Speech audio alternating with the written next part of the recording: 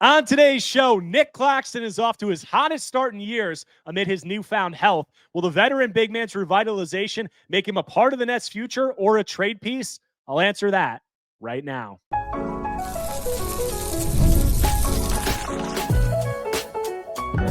You are Locked On Nets, your daily Brooklyn Nets podcast. Part of the Locked On Podcast Network, your team every day. Welcome in to the Locked On Nets podcast right here on the Locked On Podcast Network. Now, the number one sports podcast network. It's your team, the Brooklyn Nets, every single day. I'm Erik Slater, Brooklyn Nets beat reporter for ClutchPoints.com.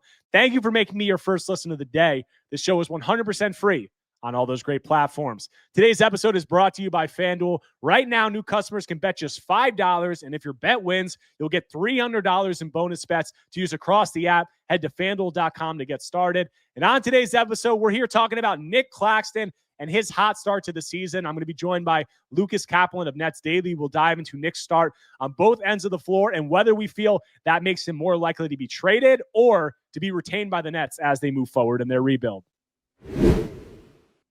And joining the show now, we got Lucas Kaplan of Nets Daily. And Lucas, we're here to talk about Nic Claxton today, who is having, some would say, a revitalization, is off to his hottest start in years. And I'm getting a lot of questions about Nic.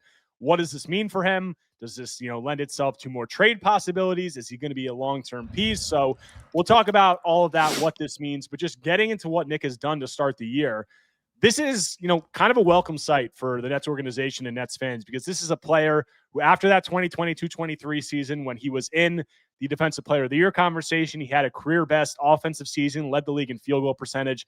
Since then, the arrow has seemed like these last two seasons that it's been pointing down, and that has coincided with a lot of injury concerns. He had back issues, hamstring issues, all of that. And last season really just looked like a shell of himself, and he was very critical of his performance, as were we and the Nets coaches and fan base and everybody. And then he's come out this year following a full offseason to get healthy, and he looks like a different player. I mean, especially offensively, he's playing the best offensive basketball of his career, and that is pretty noteworthy in a system under Jordi Fernandez that is going to be pretty reliant on having a hub big man who can do some of this stuff.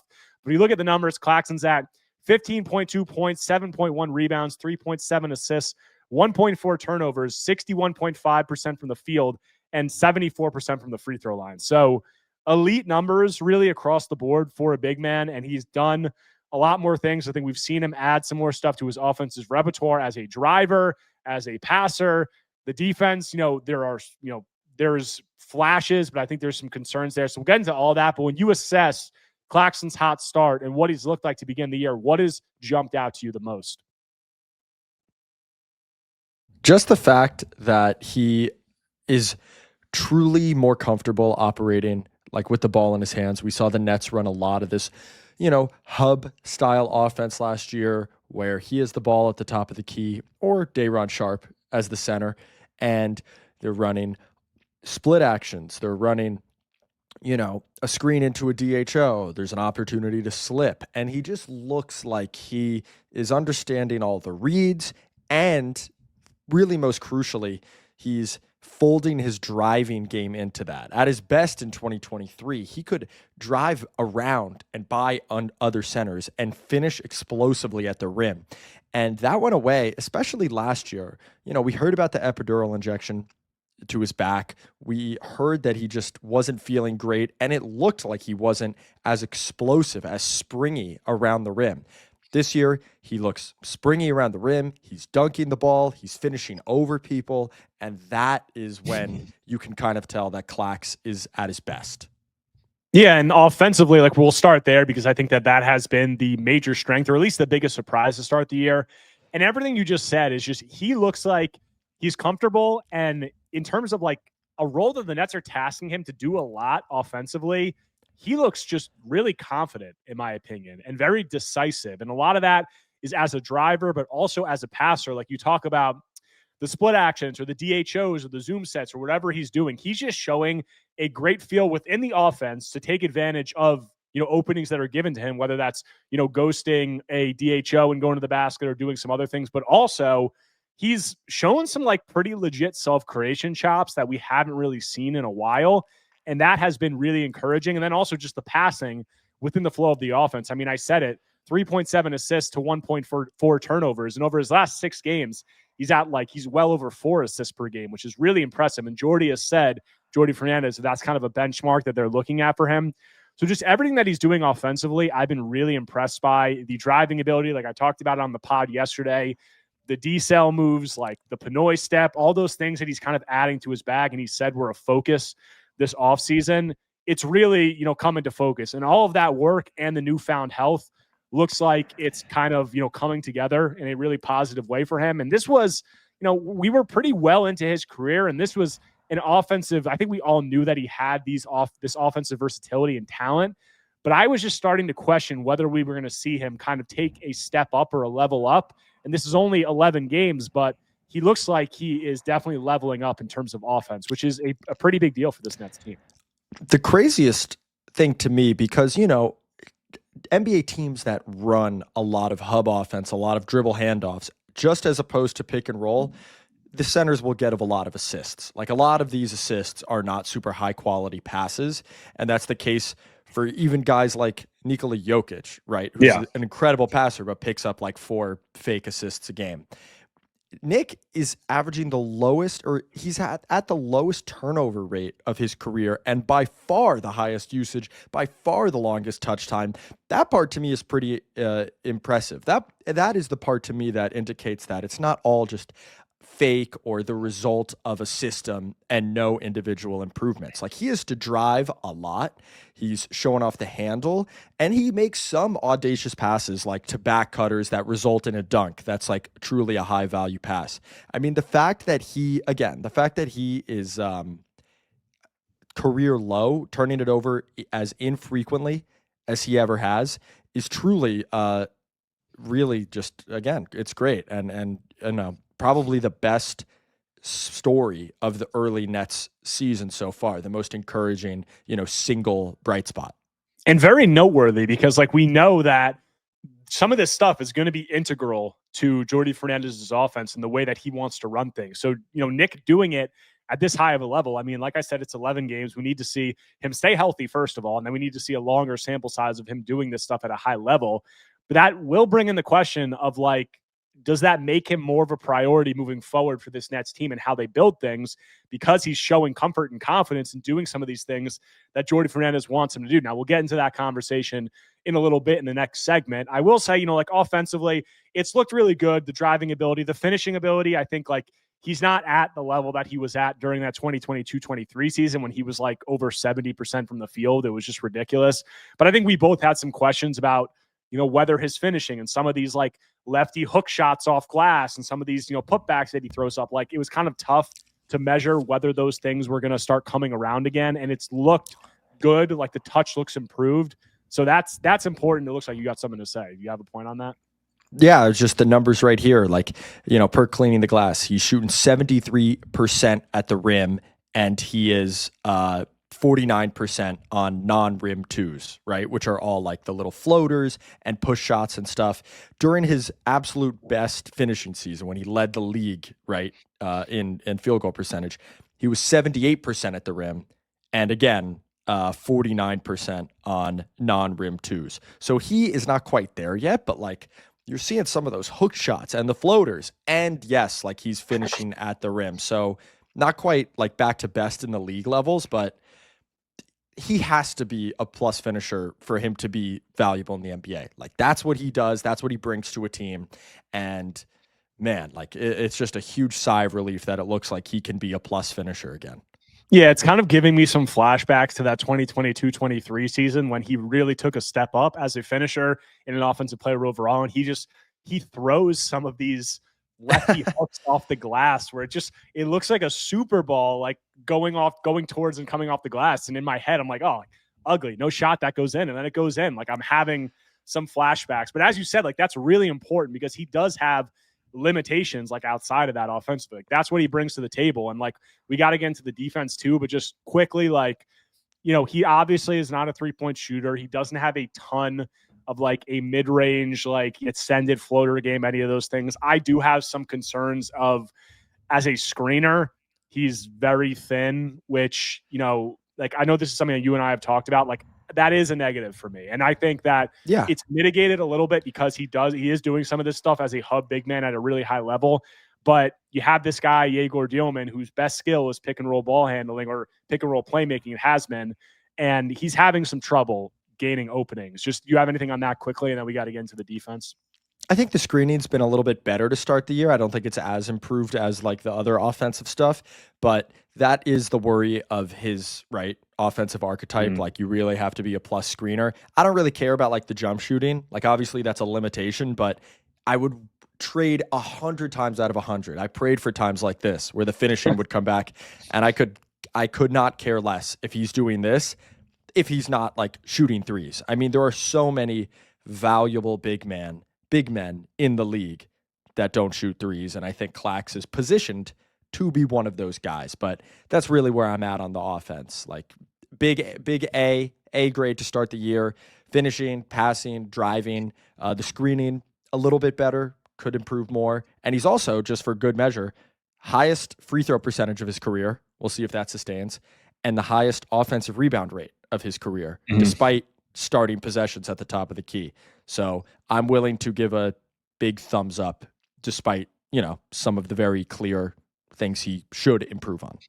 And during Claxton's breakout season, that 2022-23 campaign we keep referring back to, he was much improved offensively, but he was very much a player who was known for his defense. And I think that he still has capabilities there, but it's been kind of weird this year because it seems like his offensive impact has been very pronounced. And then the defense, I think, has left a good amount to be desired. And some of that is due to him. Some of that's how the Nets are using him and their overall deficiencies as a team.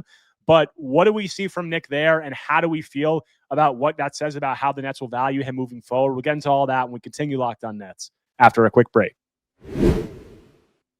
The holiday season is right around the corner, and that means it's time to get your home ready. Whether you need more seating for guests, cozy new linens, or fun serveware for holiday hosting, Wayfair's Black Friday sale is here to help you make your space shine. And the best part, you don't have to wait. Wayfair's Black Friday deals are happening all month long with up to 70% off everything from sofas to spatulas. Guys, I recently upgraded my dining chairs and table, and let me tell you, it completely transformed the room. And Wayfair, I couldn't believe how fast everything shipped just in time for the holidays. Browsing through their site, it's easy to find pieces that actually fit your style. Nothing generic, just quality designs that feel personal. So don't miss out on early Black Friday deals. Head to Wayfair.com now to shop Wayfair's Black Friday sale for up to 70% off. That's WAYFAIR.com. Sale ends December 7th.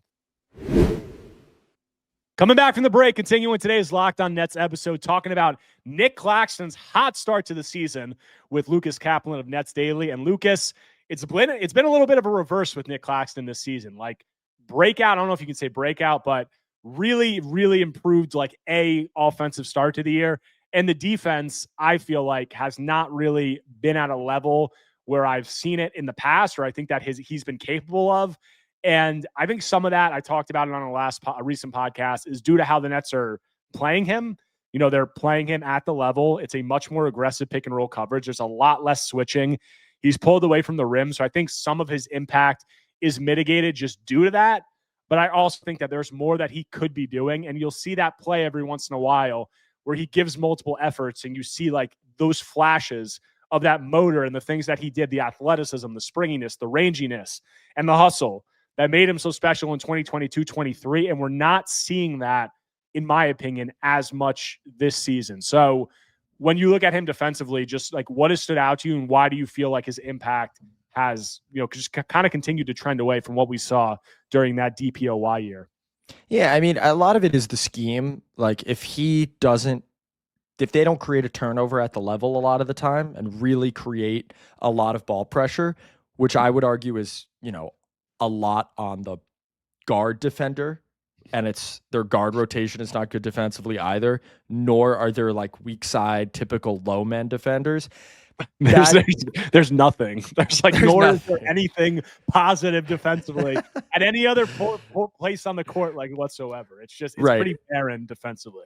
It's not like he could like have a nice synergistic like defensive connection with any of his teammates. Yeah, like when you asked him, like, what can you do at the level to help the rest of these guys around you? And wasn't he was like, not my, nothing. he's like that. He's like, that's not my job. And like, listen, if they don't get a turnover, like that's not his, like they're screwed. And I have a lot of sympathy for him there. And it's funny that like in the Hawks game, I think the second home game, they were close. They were 0-5 at that point. And Jordy was like, no, we're trying to win this game. And he starts switching pick and rolls with Nic, which is what all of his coaches always come back to. This is what he does best. I think generally, I've said this a lot of times with you, he just doesn't have the margin of error to have a drop off in attention to detail, focus, motor, like in any coverage, whether it's, more traditional, like a higher drop, hedge and recover. And I think that limits his impact. He hasn't been great there. Like I thought he was really good playing between two, in drop in that 23 season. And then I also think, I don't know what to make of him being a poor defensive rebounder. I think a lot of it is just limitations with his frame.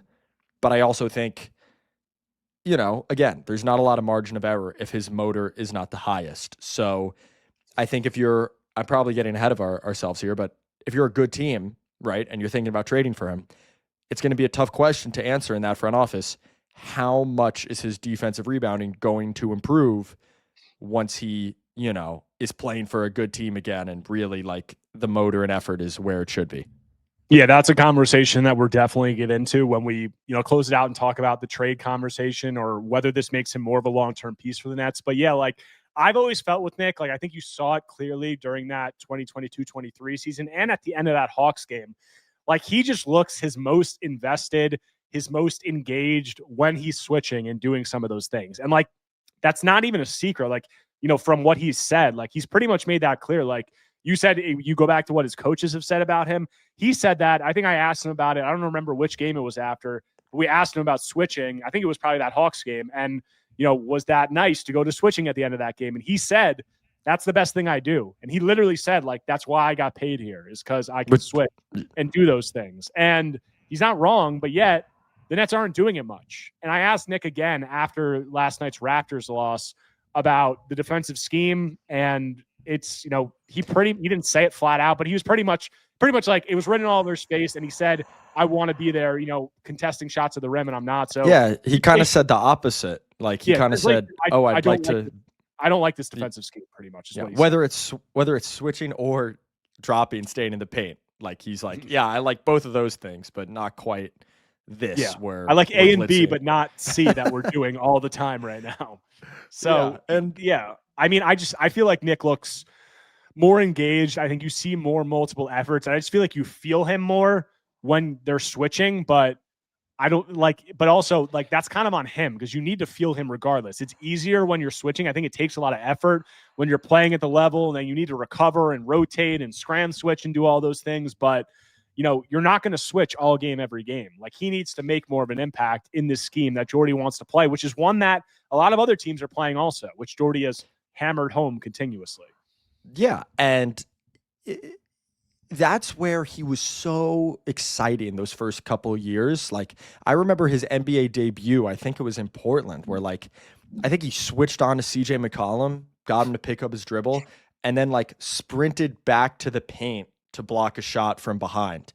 And in this scheme, like theoretically, Nic should be a little bit better at trapping a ball handler and using those long strides and wingspan and springiness to like get from the 3-point line to the paint really, really quickly. Like he's at by far the lowest block rate of his career. And yeah, like a lot of that is the scheme, but I do feel like it could be, higher because if they force 2 or 3 passes after the initial action, that should be enough time for Clax to sort of, reset, getting a helping position. So yeah, like there's a lot of factors between scheme, effort, all this stuff to evaluate his performance. I just also feel like Clax and Day'Ron just aren't very good at the technique of playing at the level with what Jordy wants them to do. And I could be wrong about that, but just like when I watch this, and I know like it looks uglier because the Nets are so bad with the low men and their rotations. Yeah. And they provide no resistance there. But it's just like there's so many plays where Clax and Dayron are at the level. And Jordy said earlier in the year that they were overcommitting a little too much. And I think that they've gotten better. But there's just so many easy like pocket passes to this rolling big man who has so much space. And then it's just like a walk into the paint for a layup. And it's or just, they slip, or and Clax like isn't ready for it. Like there was a play yesterday where the big slipped and Clax was like, like jogging up to the level, and then the guy slips and he's like, oh, and then the play's over, right? Like that's where there's no margin for that sort of stuff.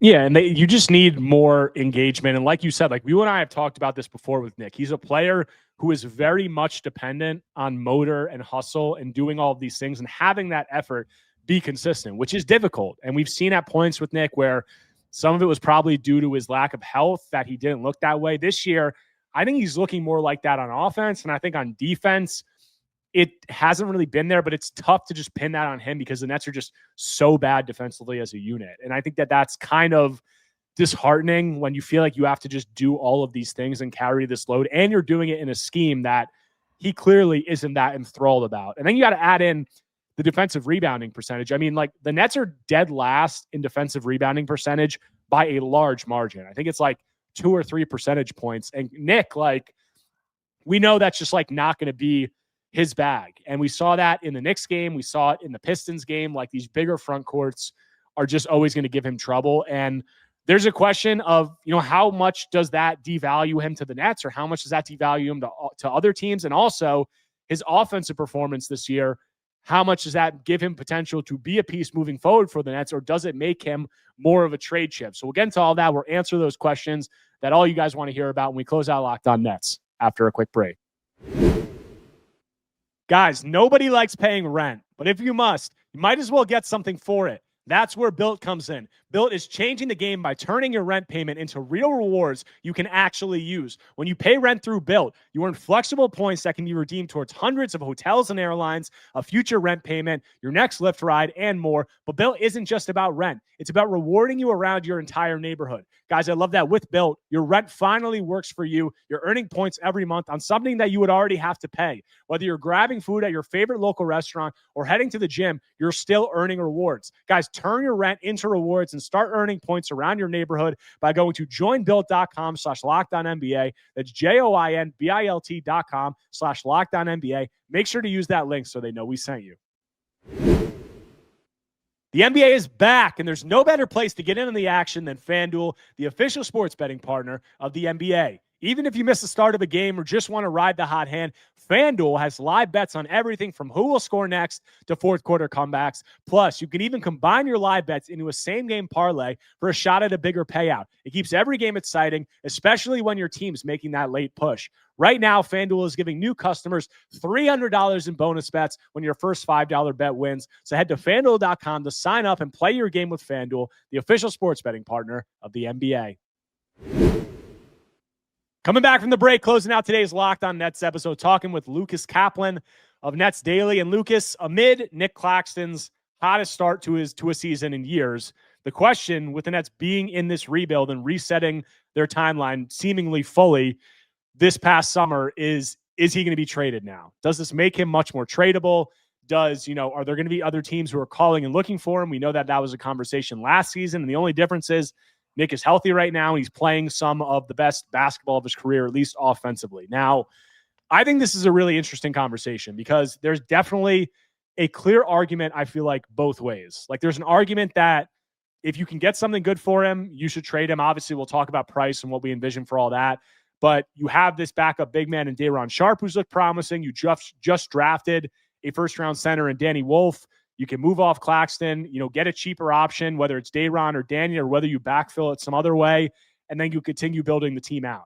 That makes a lot of sense. There's also an argument to be made that the Nets don't have their first-round pick next year.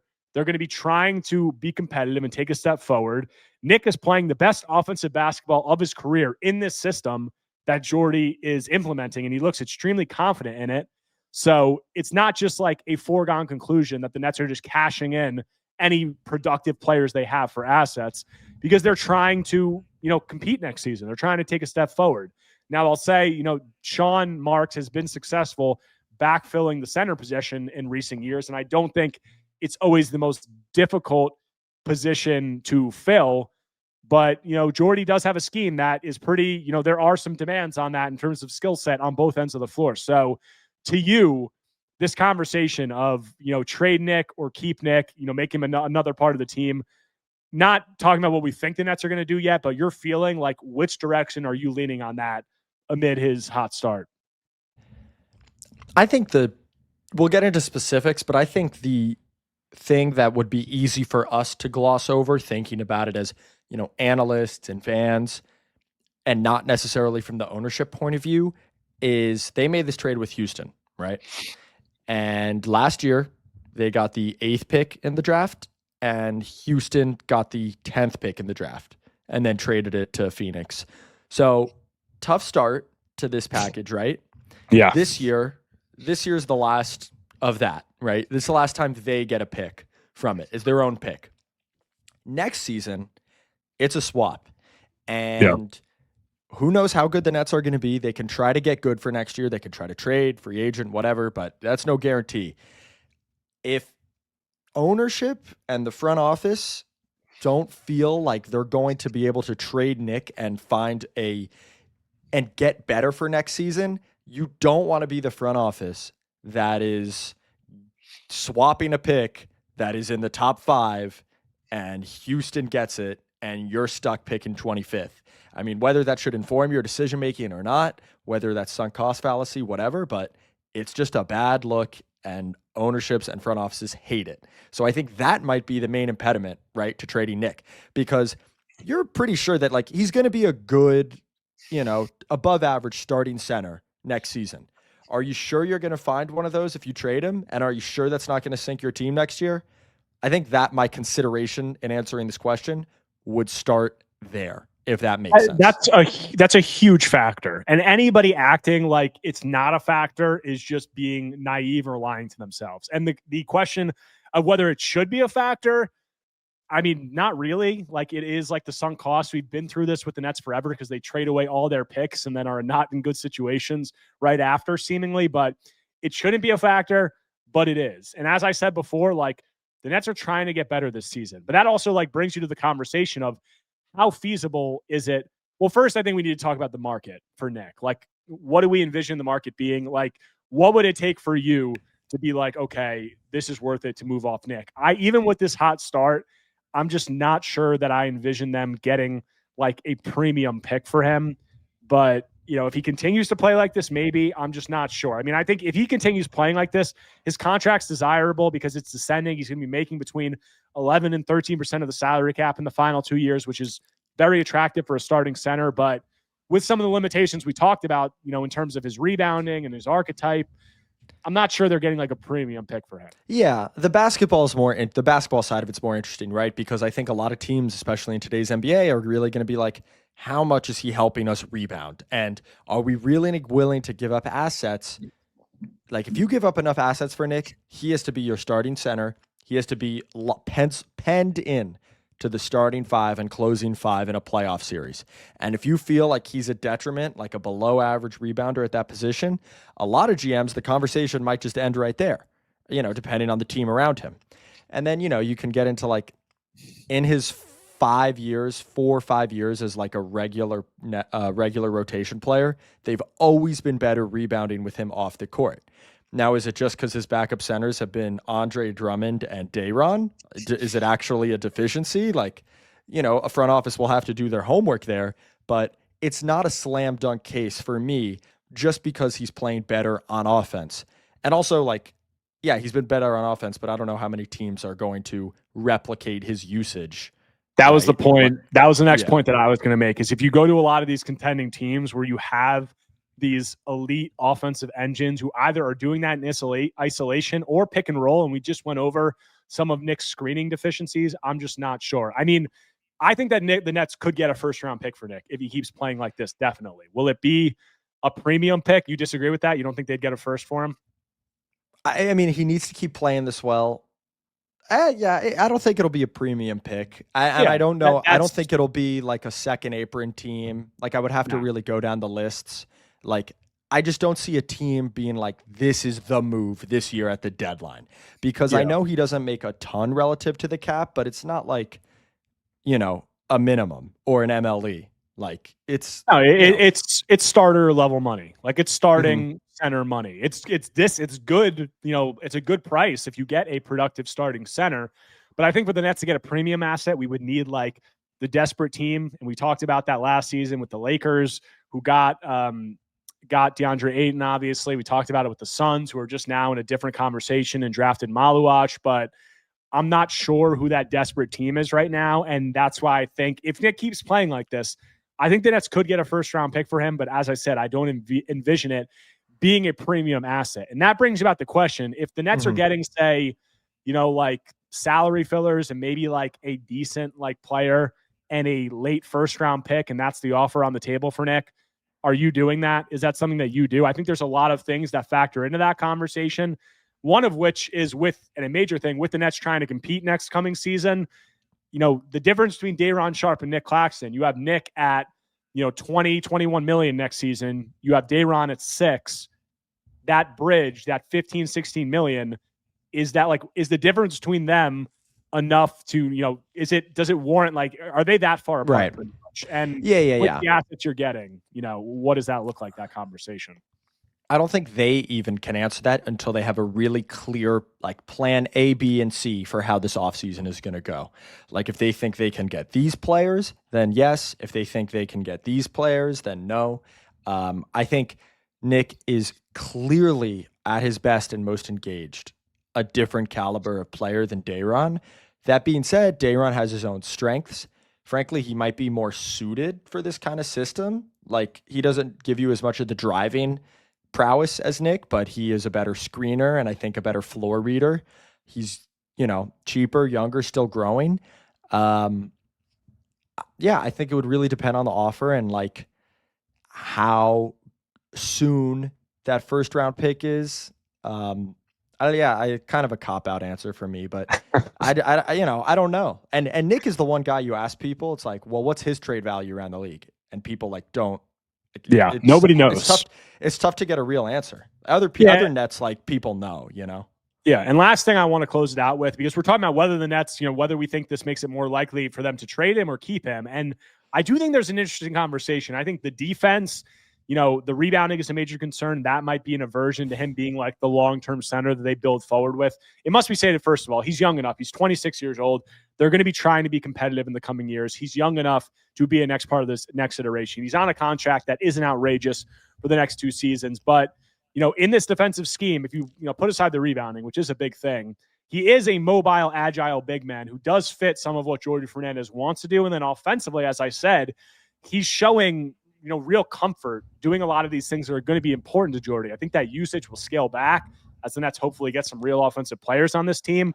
But do you feel like, his skill set and those things and how he's performing earlier this year is putting him in a position where the Nets might say, hey, like this guy that everybody thought that, they were going to trade, it might be a guy that we build forward with?